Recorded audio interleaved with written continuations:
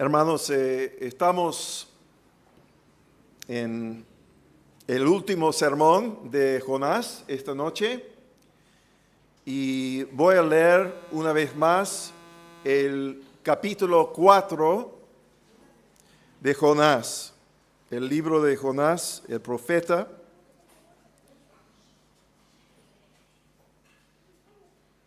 Y antes de empezar de leer, oremos una vez más. Amado Padre, tu palabra dice que no es por poder, no es por fuerza, pero solo por tu Espíritu, dice el Señor Dios. Esta tarde, Padre, queremos con oídos y corazones abiertos escuchar tu palabra, no solo en la lección, sino también en la predicación. Y realmente, Padre, necesitamos tu gracia y tu Espíritu, porque solo por tu gracia y por tu Espíritu podemos entender y tener fe en tu palabra, en tu gracia, en tu amor hacia nosotros por medio de tu Hijo Jesucristo. Así que, Padre, que nos llenes cada uno aquí con el Espíritu Santo para recibir tu palabra esta noche. Pedimos en el nombre poderoso de nuestro Rey y Salvador Jesucristo. Amén. Amén. Jonás capítulo 4. Pero esto desagradó a Jonás en gran manera y se enojó y oró al Señor. Señor, ¿no era esto lo que yo decía cuando aún estaba en mi tierra?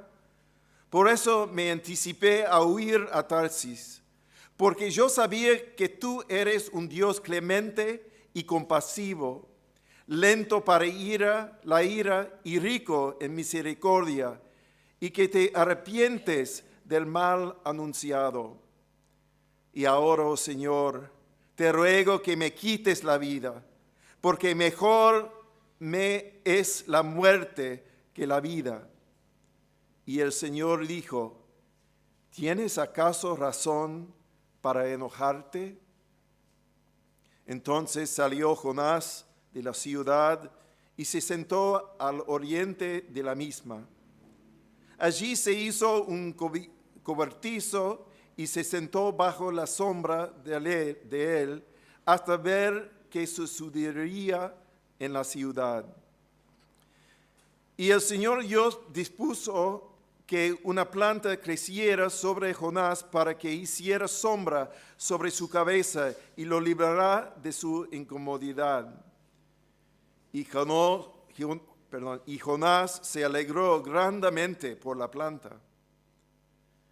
Pero al rayar el alba del día siguiente, Dios dispuso que un gusano atacara la planta y esta se secó. Y sucedió que al salir el sol, Dios dispuso un sofocante viento del este, y el sol hirió la cabeza de Jonás. Así que él desfallecía y con toda su alma deseaba morir, y decía: mejor me es la muerte que la vida. Entonces Dios le preguntó a Jonás: ¿tienes acaso razón para enojarte por causa de la planta? Tengo mucha razón para enojarme hasta la muerte, le respondió. Entonces el Señor le dijo: tú te apiadaste de la planta por la que no trabajaste ni hiciste crecer, que nació en una noche y una noche pereció. ¿Y no he de apiadarme yo de Nínive, la gran ciudad en la que hay más que 120,000 personas que no saben distinguir entre su derecha y su izquierda, y también muchos animales. La palabra de Dios.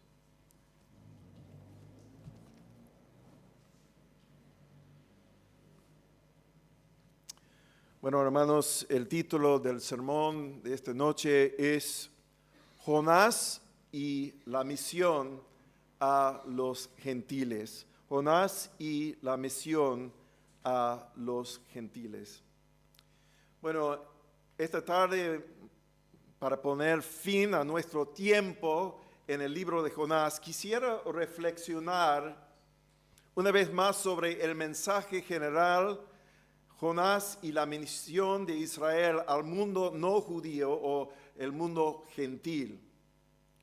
Ciertamente desde el Éxodo en adelante, Dios había apartado a su pueblo del pacto, Israel, de todas las demás naciones.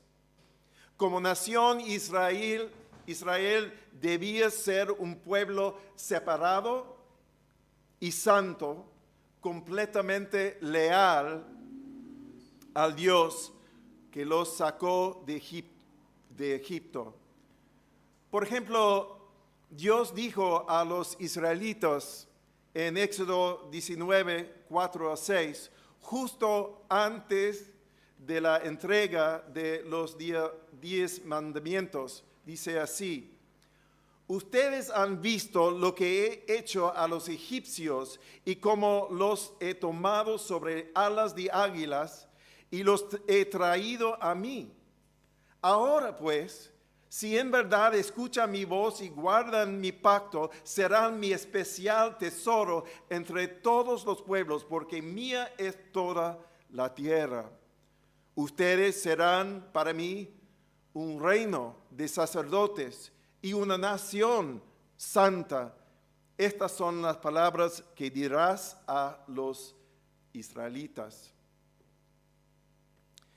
Y gran parte del resto del Antiguo Testamento está dedicado a mostrar lo difícil que fue para el pueblo de Israel mantenerse aparte de las demás naciones como una nación separada y distinta, religiosa, moral, social y políticamente.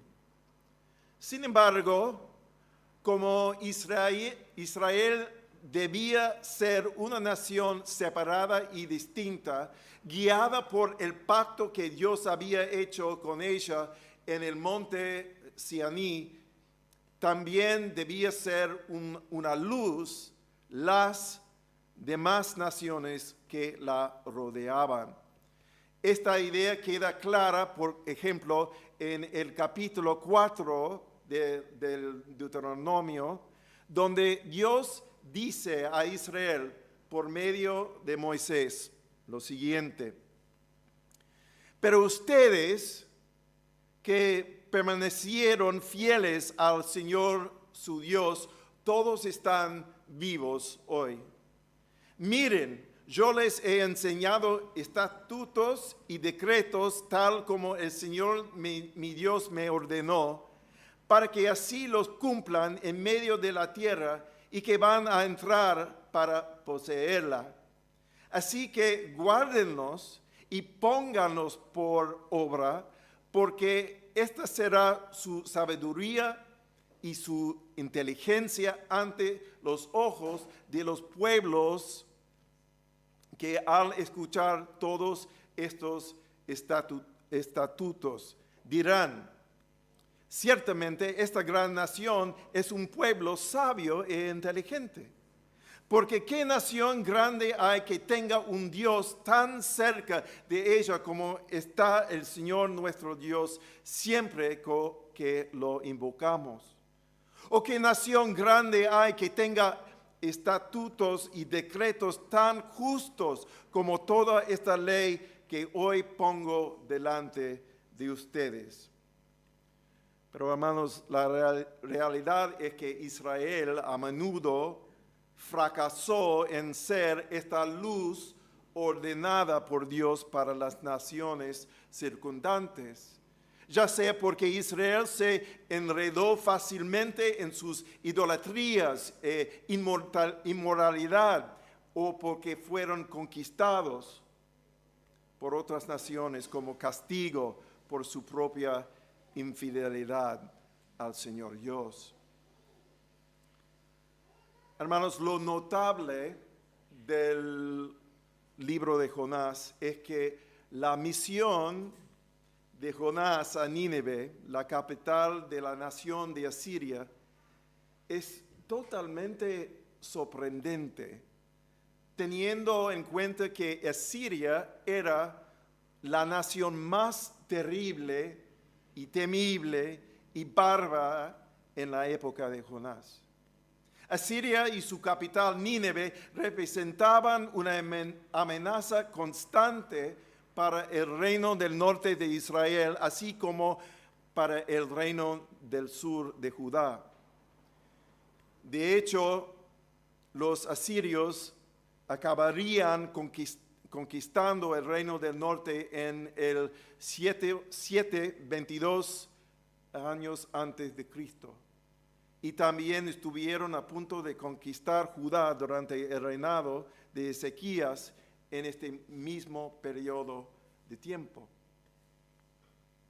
Si imagináramos a Jonás viviendo en nuestro mismo tiempo, nuestro momento actual de la historia, su ministerio a Nínive sería algo así como si Dios lo llamara a dejar Kiev, esa capital de Ucrania, y a ir a Moscú, la capital de Rusia, para llamar a Vladimir Putin y al pueblo de Rusia a arrepentirse de la violencia y las atrocidades que se están cometiendo contra el pueblo de Ucrania.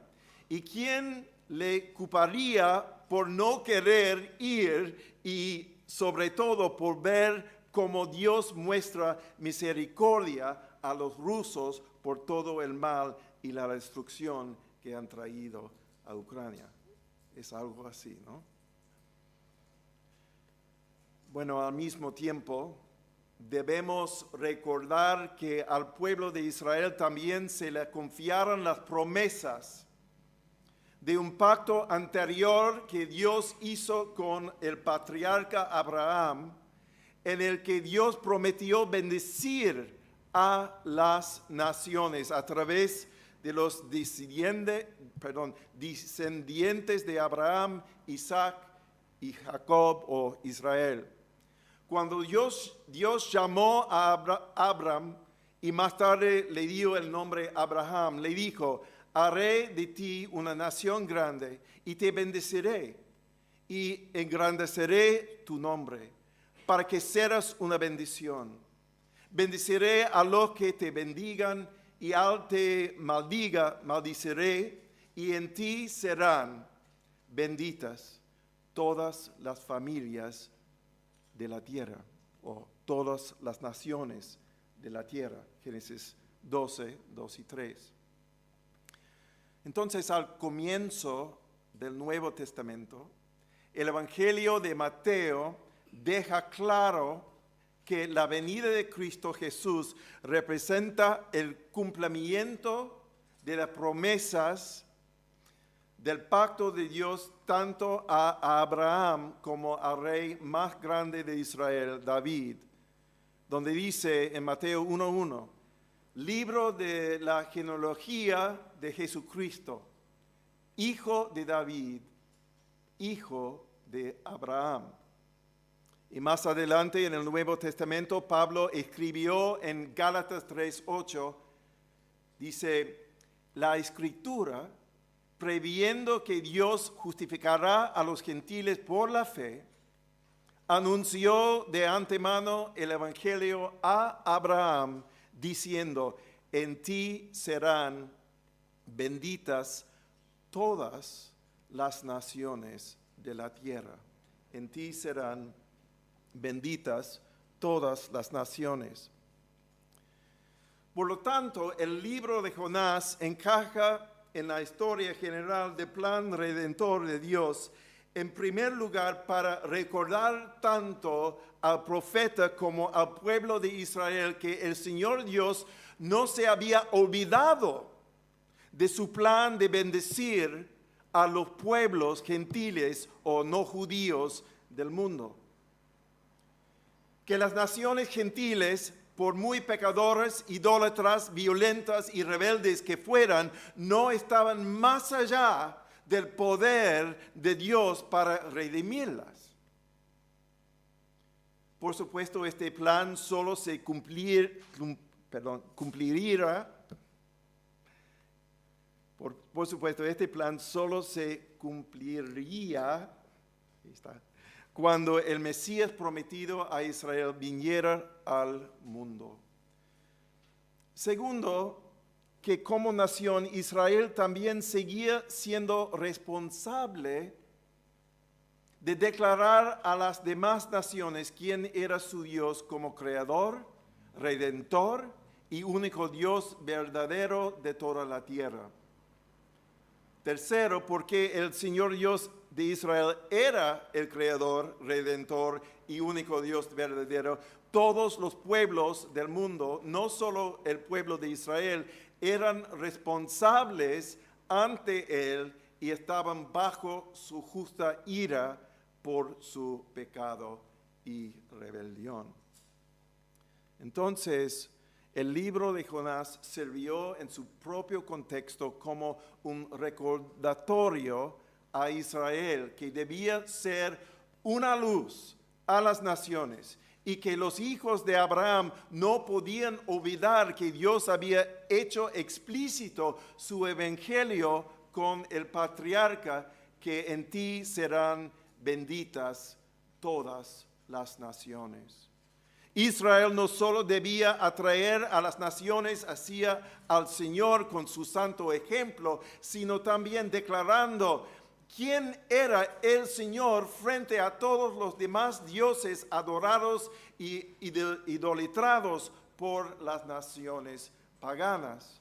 Recordemos que en el capítulo 1 de Jonás, que trata de cómo el Señor obligó a Jonás a confesar que adoraba al Dios vivo y verdadero.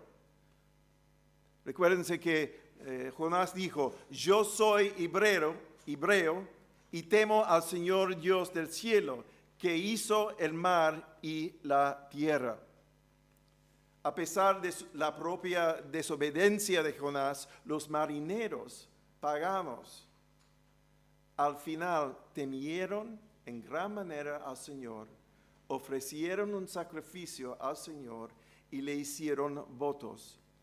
En resumen, aparentemente se convirtieron en adoradores del Dios de Israel.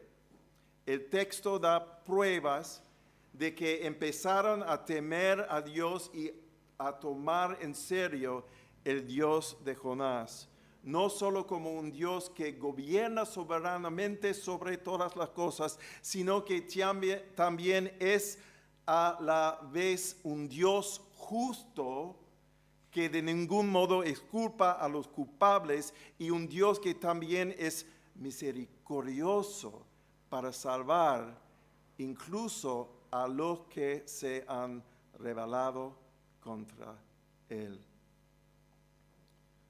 En segundo lugar, el libro de Jonás es un comentario sobre la propia negligencia de Israel en el cumplimiento de su deber de ser luz a las naciones. En este sentido, Jonás actúa como representante de la actitud de Israel en su conjunto hacia las naciones gentiles. No solo la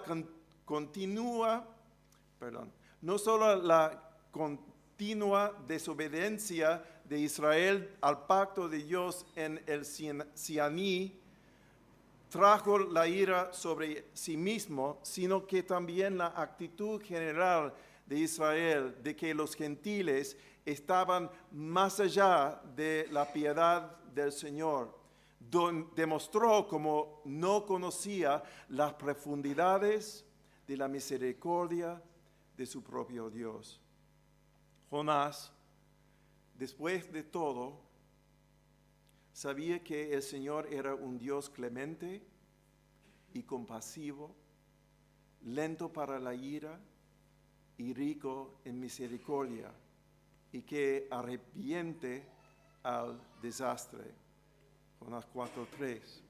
Pero no quería ver al Dios de Israel ser clemente y misericordioso con las naciones paganas que a menudo amenazaban al pueblo de Dios.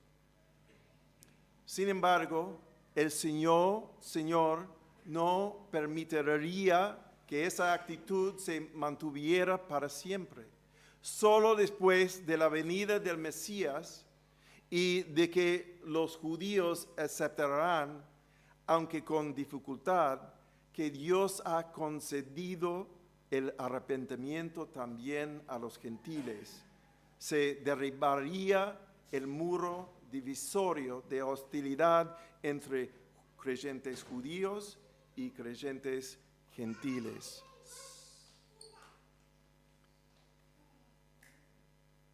Como con razón preguntaría el apóstol Pablo en Romanos 3, 29 a 30.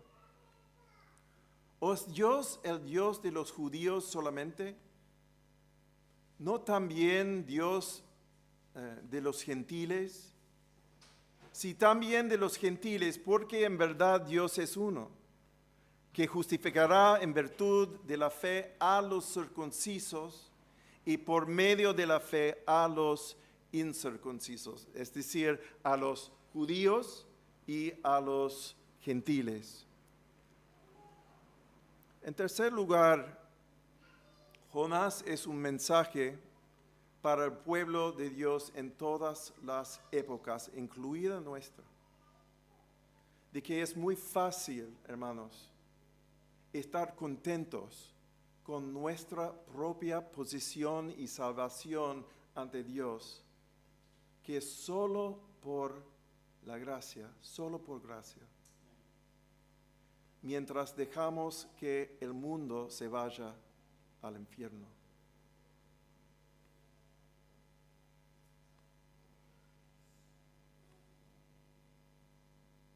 Incluyendo personas bien conocidas en nuestras vidas. Pablo afirma que el problema de Israel en los días de Jonás era el mismo en los suyos.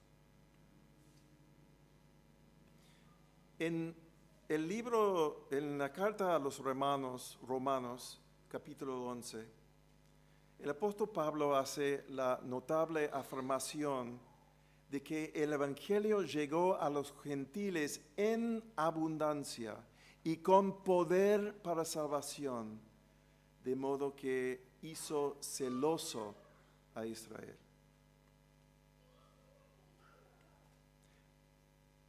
Escribe Pablo en Romanos 11, empezando en versículo 11. Digo entonces, ¿acaso tropezaron para caer? Hablando de Israel como su pueblo. ¿Acaso tropezaron para caer? De ningún modo. Pero por su transgresión ha venido la salvación a los gentiles para causarles celos. Y si su transgresión es riqueza para el mundo y su fracaso es riqueza para los gentiles, cuanto más será su plenitud. Y aquí hay dos argumentos importantes. Puesto que los gentiles, es decir, los que no son judíos de nacimiento, como nosotros, puesto que los gentiles hemos sido injertados al pueblo de Dios bajo el nuevo pacto en Cristo, No podemos, como dice Pablo, envanecernos. No podemos envanecernos. Más bien debemos temer. Y escribe Pablo, porque si Dios no perdonó a las ramas naturales, refiriendo a Israel como pueblo, tampoco a ti te perdonará.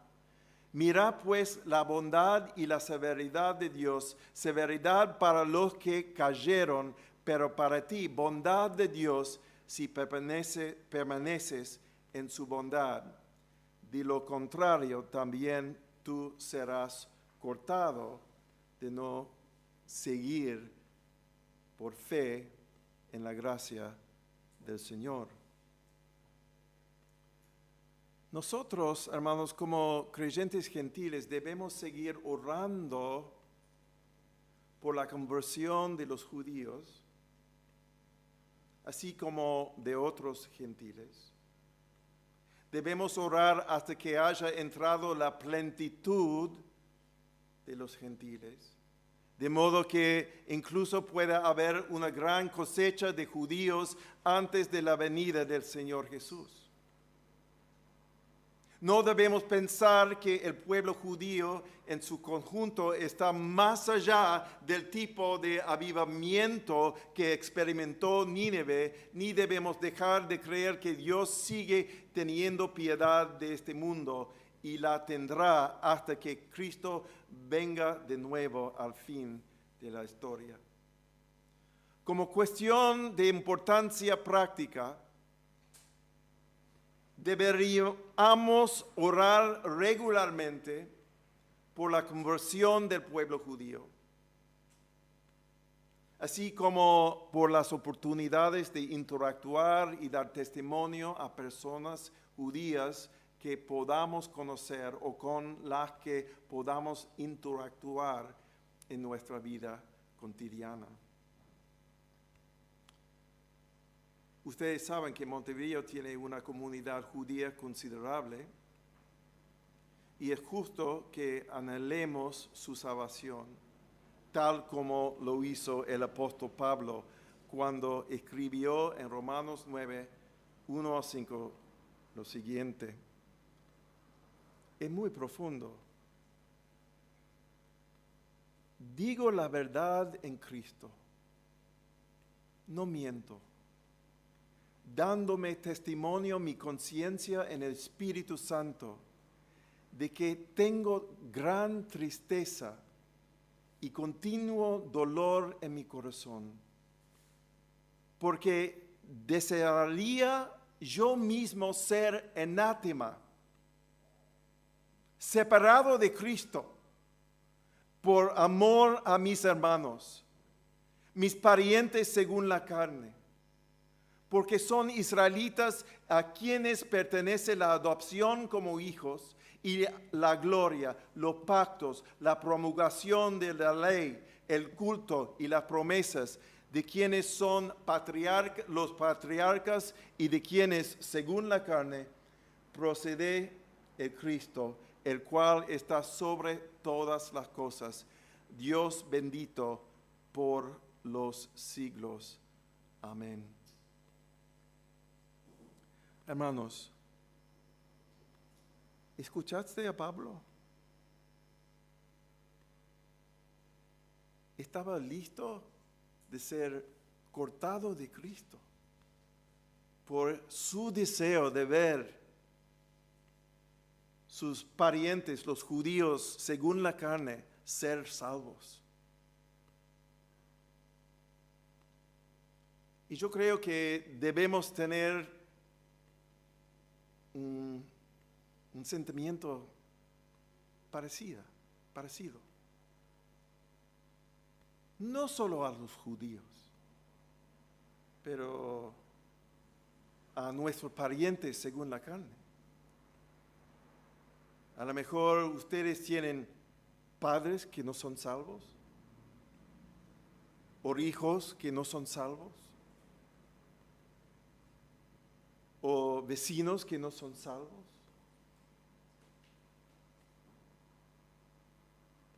Y podemos pensar en nuestras mentes, bueno, no es posible que Dios va a alcanzar al corazón de mis padres, mis hijos, mis vecinos, mis parientes según la carne. Pero el Dios de la Biblia, el Dios del libro Jonás, es un Dios misericordioso, compasivo. Y no sabemos en la soberanía de Dios quién va a salvar. No sabemos. Entonces, seguimos orando y dando testimonio a los alrededor de nosotros para que puedan ser salvos si es la voluntad de nuestro Dios misericordioso. Por último, y esta es quizás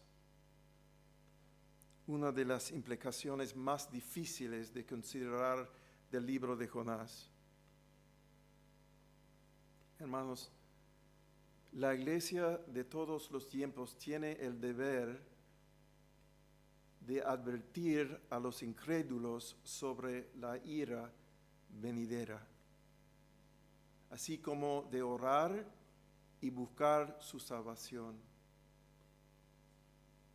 Por ejemplo, no nos equivocamos si pensamos en la reciente pandemia como una advertencia global a la humanidad de que el gran día del juicio final de Dios está siempre en el horizonte y cada vez más cerca.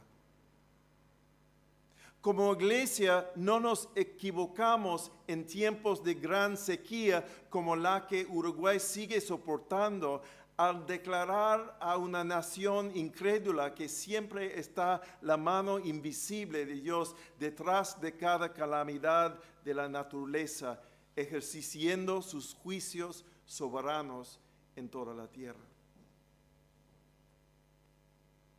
No se nos debe escapar que seguimos oyendo por la radio, en el televisor, por el internet, todavía 20 días y Montevideo se secará.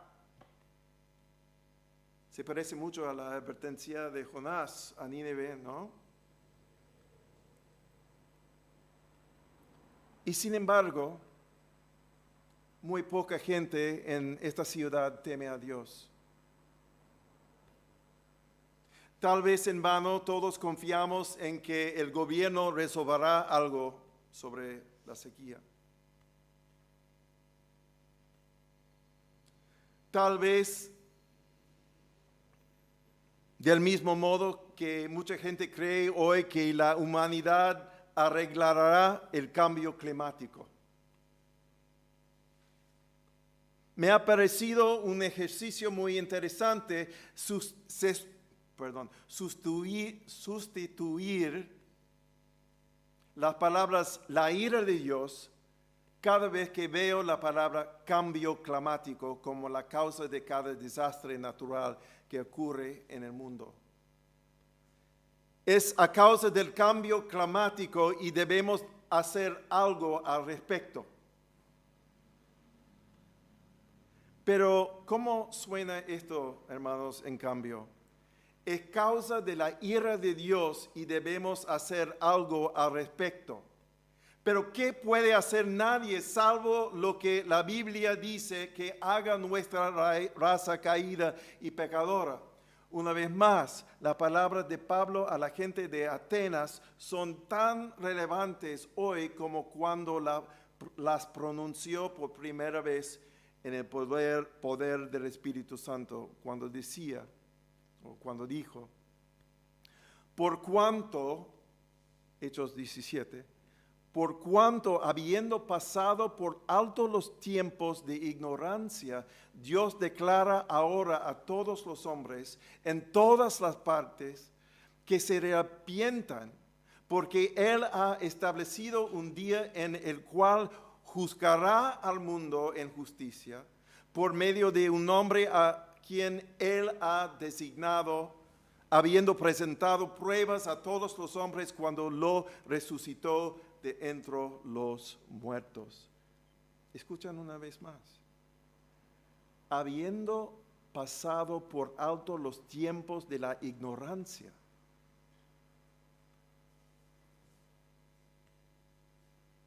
Ya han pasado los tiempos de ignorancia. Dios declara ahora a todos los hombres en todas partes, aquí en Montevideo, en todo Uruguay, en los Estados Unidos, en Ucrania, en Japón, en China, en Nigeria, cualquier país, cualquier nación. Amados, como iglesia, sabemos que se acerca un día en que todas las excusas de la humanidad desaparecerán rápidamente, repentinamente, con la venida de Jesucristo. No pretendo saber si ese día es muy pronto o todavía en el futuro lejano. Lo que sí sé es lo que las Escrituras nos dicen que sucederá cuando ese día finalmente llegue, según Apocalipsis 6, 15 a 17, dice la palabra. En ese día, los reyes de la tierra y los grandes, los comandantes, los ricos, los poderosos y todo siervo y todo libre se escondieron en las cuevas y entre las peñas de los montes y decían a los montes y a las peñas: caigan sobre nosotros y escóndanos de la presencia de aquel que está sentado en el trono y de la ira del Cordero. El mismo Cordero que redimió a vos y a mí.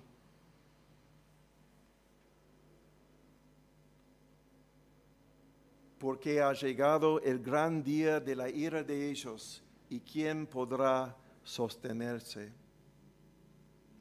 Amados, aferrémonos a lo que queremos. El Cordero que fue inmolado por nosotros y por nuestros pecados, reina. Cristo reina. Y vendrá de nuevo y nos llevará consigo a los fines de los siglos.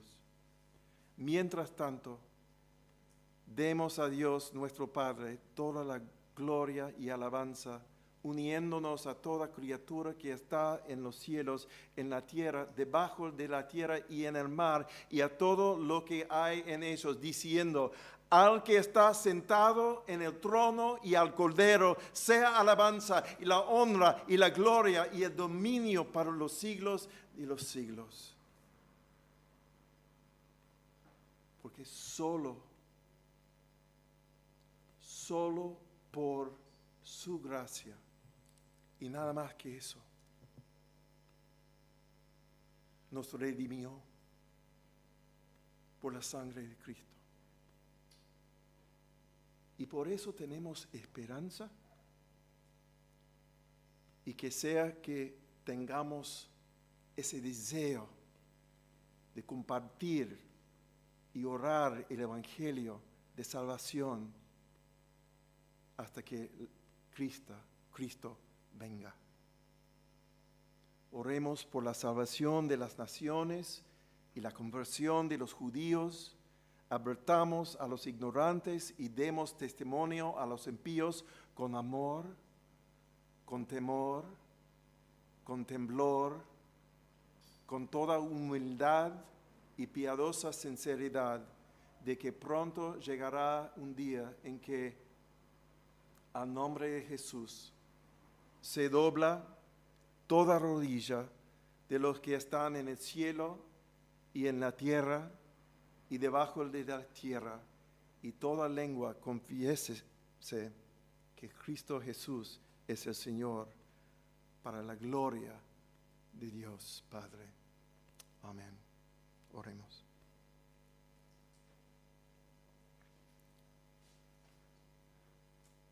Amado Padre, qué increíble, Padre, que hemos recibido el testimonio del Evangelio, la salvación que has dado a toda humanidad, a los judíos y a los gentiles, incluyendo a nosotros aquí en esta iglesia que han creído ese Evangelio. Pedimos, Padre, que nos animes de tener corazones que quieren ver la salvación, la plenitud de tu salvación en toda la tierra. Pero no podemos hacerlo en nuestra carne, solo por medio de Cristo, solo por medio de tu Espíritu, dándonos esa alegría y esa esperanza y esa voluntad y ese deseo de ver que todos los llamados, los elegidos, que vayan pronto a Cristo para ser salvos. En el nombre de Jesús. Amén.